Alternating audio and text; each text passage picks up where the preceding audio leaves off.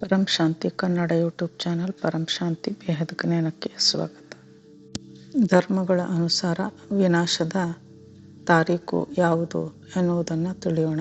ಅನಂತ್ ಭಾಯಿ ಅವರು ಹೇಳುತ್ತಾರೆ, ಜಗತ್ತಿನ ಇಂದಿನ ಸ್ಥಿತಿಯನ್ನು ನೋಡಿ ಪ್ರತಿಯೊಬ್ಬರೂ ಕೂಡ ಈ ಜಗತ್ತು ಇನ್ನೂ ಮುಂದುವರಿಯುವುದಿಲ್ಲ, ವಿನಾಶ ಖಚಿತ ಎಂದು ಹೇಳುತ್ತಿದ್ದಾರೆ.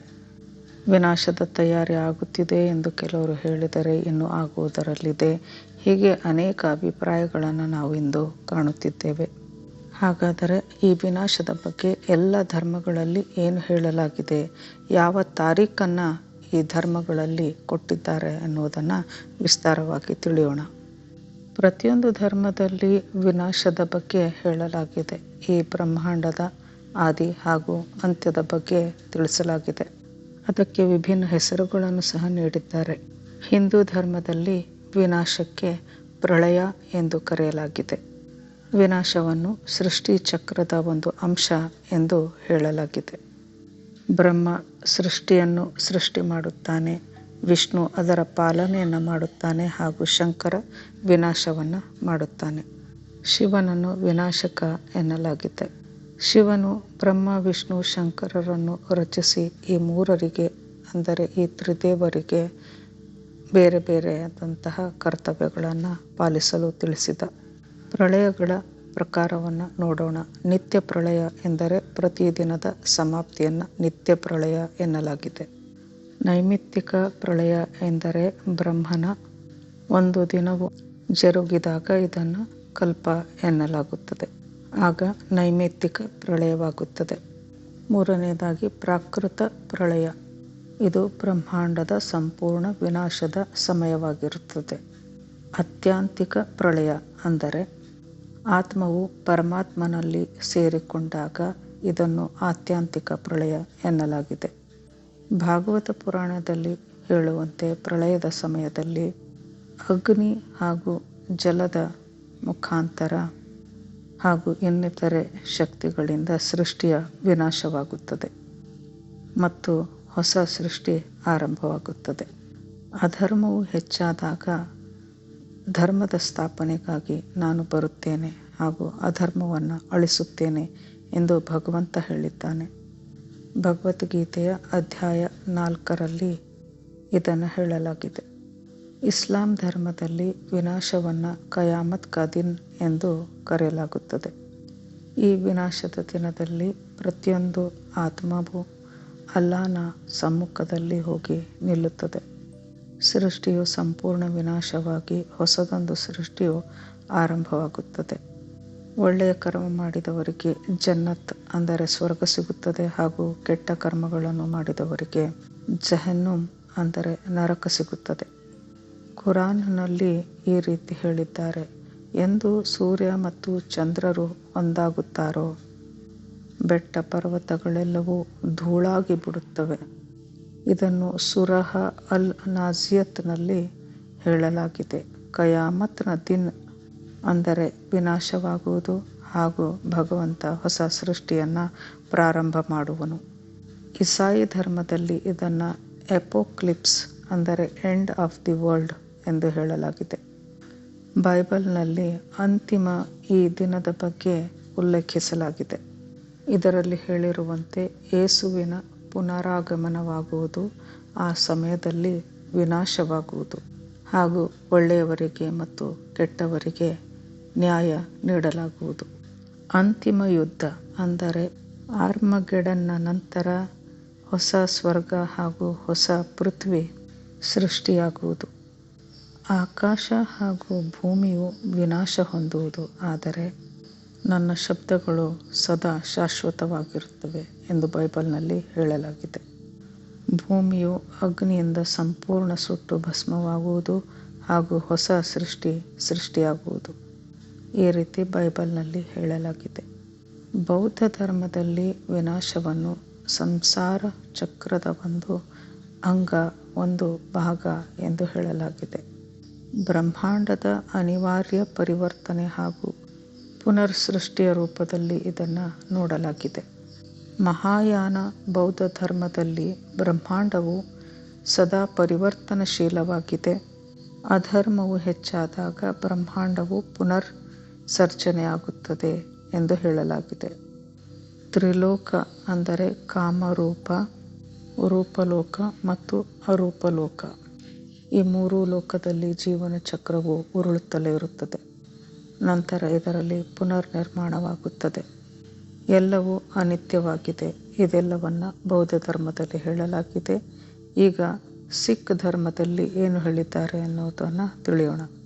ಈ ಧರ್ಮದಲ್ಲಿ ವಿನಾಶವನ್ನು ಬ್ರಹ್ಮಾಂಡದ ಪರಿವರ್ತನೆಯ ರೂಪದಲ್ಲಿ ಕಾಣಲಾಗಿದೆ. ಹರಿಯು ಸೃಷ್ಟಿಯನ್ನು ರಚನೆ ಮಾಡಿದ್ದಾನೆ ಹಾಗೂ ಅವನು ಇದನ್ನು ವಿನಾಶ ಕೂಡ ಮಾಡಬಲ್ಲವನಾಗಿದ್ದಾನೆ. ಗುರು ಗ್ರಂಥ ಸಾಹೇಬದಲ್ಲಿ ಪೃಥ್ವಿ, ಆಕಾಶ ಎಲ್ಲವೂ ಪರಮಾತ್ಮನ ಇಚ್ಛೆಯಂತೆ ನಡೆಯುತ್ತಿದೆ. ಯಾವುದು ಉತ್ಪತ್ತಿಯಾಗುತ್ತದೆಯೋ ಅದೆಲ್ಲವೂ ನಷ್ಟವಾಗುತ್ತದೆ, ವಿನಾಶ ಹೊಂದುತ್ತದೆ. ಕೇವಲ ಸತ್ಯವೊಂದೇ ಶಾಶ್ವತವಾಗಿದೆ ಎಂದು ಹೇಳಲಾಗಿದೆ. ಯಹೂದಿ ಧರ್ಮದಲ್ಲಿ ವಿನಾಶವನ್ನು ಡೇ ಆಫ್ ದಿ ಲಾರ್ಡ್, ಯೆಹೋವನ ದಿನ ಎಂದು ಉಲ್ಲೇಖಿಸಲಾಗಿದೆ. ಈ ದಿನವು ವಿನಾಶ ಹಾಗೂ ನ್ಯಾಯದ ಪ್ರತೀಕವಾಗಿದೆ. ವಿನಾಶದ ನಂತರ ಹೊಸ ಯುಗವು ಆರಂಭವಾಗುತ್ತದೆ ಹಾಗೂ ಇದರಲ್ಲಿ ಧಾರ್ಮಿಕ ಆತ್ಮರು ಮಾತ್ರ ಉಳಿದುಕೊಳ್ಳುತ್ತಾರೆ. ಯೆಹೋವನು ಎಲ್ಲವನ್ನು ನಷ್ಟ ಮಾಡುತ್ತಾನೆ ಹಾಗೂ ಧಾರ್ಮಿಕ ಜನರಿಗೆ ಹೊಸ ಜೀವನವನ್ನು ನೀಡುತ್ತಾನೆ. ಈ ರೀತಿ ಯಹೂದಿ ಧರ್ಮಗ್ರಂಥದಲ್ಲಿ ಹೇಳಿದ್ದಾರೆ. ಪಾರಸಿ ಧರ್ಮದಲ್ಲಿ ವಿನಾಶಕ್ಕೆ ಫ್ರಾನ್ಸೋ ಕೆರಿತಿ ಎಂದು ಹೇಳಲಾಗಿದೆ. ಈ ಸಮಯದಲ್ಲಿ ಸಂಪೂರ್ಣ ಸೃಷ್ಟಿಯ ಅಂತ್ಯವಾಗುತ್ತದೆ ಹಾಗೂ ಪ್ರತಿಯೊಂದು ಆತ್ಮಕ್ಕೆ ನ್ಯಾಯ ಸಿಗುತ್ತದೆ. ಅಗ್ನಿಯಿಂದ ಸಂಪೂರ್ಣ ಸೃಷ್ಟಿಯನ್ನು ಶುದ್ಧ ಮಾಡಲಾಗುವುದು. ಒಳ್ಳೆಯ ಜೀವನವನ್ನು ಬದುಕಿದವರಿಗೆ ಸ್ವರ್ಗದಲ್ಲಿ ಸ್ಥಾನ ಸಿಗುವುದು. ಜಪಾನದ ಧರ್ಮ ಶೀತೋ ಧರ್ಮದಲ್ಲಿ ಬ್ರಹ್ಮಾಂಡ ಚಕ್ರದ ಅಂತಿಮ ದಿನದ ಬಗ್ಗೆ ಯಾವುದೇ ರೀತಿಯ ಸ್ಪಷ್ಟ ವಿವರಣೆ ಸಿಗುವುದಿಲ್ಲ. ಮನುಷ್ಯ ಪ್ರಕೃತಿಯೊಂದಿಗೆ ಹೊಂದಾಣಿಕೆ ಮಾಡಿಕೊಂಡು ಬದುಕದಿದ್ದರೆ ಪ್ರಕೃತಿ ವಿಕೋಪವಾಗುತ್ತದೆ ಎಂದು ಹೇಳಿದ್ದಾರೆ. ಇನ್ನು ತಾವೂ ಧರ್ಮದಲ್ಲಿ ವಿನಾಶವನ್ನು ಪ್ರಕೃತಿಯ ಸಂತುಲನೆಯು ಅಸ್ತವ್ಯಸ್ತವಾದಾಗ ಬ್ರಹ್ಮಾಂಡದ ವಿನಾಶವಾಗುತ್ತದೆ ಎಂದಿದ್ದಾರೆ. ಒಟ್ಟಾರೆ ಎಲ್ಲ ಧರ್ಮಗಳಲ್ಲಿ ನೋಡುವುದಾದರೆ ಮನುಷ್ಯ ಪ್ರಕೃತಿಯೊಂದಿಗೆ ಹೊಂದಾಣಿಕೆ ಮಾಡಿಕೊಂಡು ಬದುಕದಿದ್ದರೆ ಪ್ರಕೃತಿಯಲ್ಲಿ ಅಸಂತುಲನೆ ಉಂಟಾಗಿ ಅದು ವಿನಾಶಕ್ಕೆ ಕಾರಣವಾಗುತ್ತದೆ ಎಂದು ತಿಳಿದು ಬರುತ್ತದೆ. ವಿನಾಶ ನಂತರ ಎಲ್ಲ ಧರ್ಮಗಳಲ್ಲೂ ಪುನರ್ಸೃಷ್ಟಿ ನಿರ್ಮಾಣವಾಗುತ್ತದೆ ಎಂದು ಹೇಳಲಾಗಿದೆ. ವಿನಾಶದ ನಂತರ ಪುನರ್ಸೃಷ್ಟಿಯನ್ನು ಒಂದು ಸೃಷ್ಟಿ ಚಕ್ರದ ರೂಪದಲ್ಲಿ ಹಿಂದೂ ಧರ್ಮದಲ್ಲಿ ಕಾಣಲಾಗುತ್ತದೆ. ಇಸ್ಲಾಂ ಹಾಗೂ ಇಸಾಯಿ ಧರ್ಮದಲ್ಲಿ ಇದನ್ನು ಅಂತಿಮ ದಿನ, ಡೇ ಆಫ್ ಜಡ್ಜ್ಮೆಂಟ್, ಒಂದು ನ್ಯಾಯದ ದಿನದ ರೂಪದಲ್ಲಿ ಇದನ್ನು ಪ್ರಸ್ತುತಪಡಿಸಿದ್ದಾರೆ. ಹಾಗೂ ಬೌದ್ಧ ಧರ್ಮದಲ್ಲಿ ಇದನ್ನು ಬ್ರಹ್ಮಾಂಡೀಯ ಪರಿವರ್ತನೆಯ ರೂಪದಲ್ಲಿ ಕಂಡಿದ್ದಾರೆ. ಒಟ್ಟಾರೆ ಎಲ್ಲ ಧರ್ಮಗಳು ವಿನಾಶವನ್ನು ಒಂದು ಅಂತ್ಯ ಎಂದು ತಿಳಿದುಕೊಳ್ಳದೆ ಒಂದು ಹೊಸ ಯುಗದ ಆರಂಭ, ಶುದ್ಧೀಕರಣ ಎಂದು ಹೇಳಿವೆ. ವಿನಾಶ ಅನ್ನುವುದು ಕೇವಲ ಒಂದು ನಕಾರಾತ್ಮಕ ವಿಷಯವಾಗಿಲ್ಲ.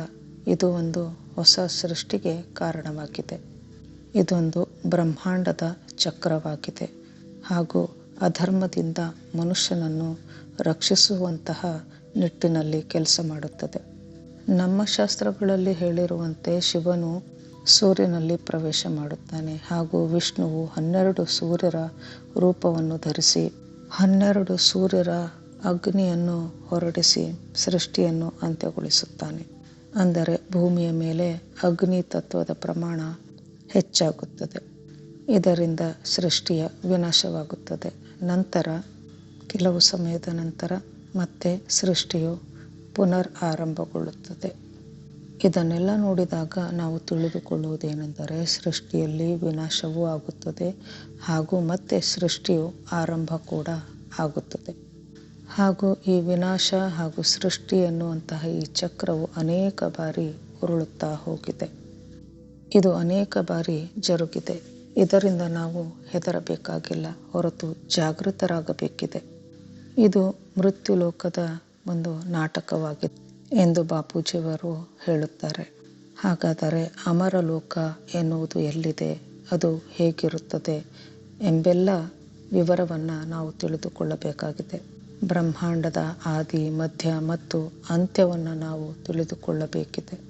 ಇದಕ್ಕಾಗಿ ನಾವು ಬಾಪೂಜಿಯವರ ವಿಡಿಯೋಗಳನ್ನು ನೋಡಬೇಕಾಗುತ್ತದೆ.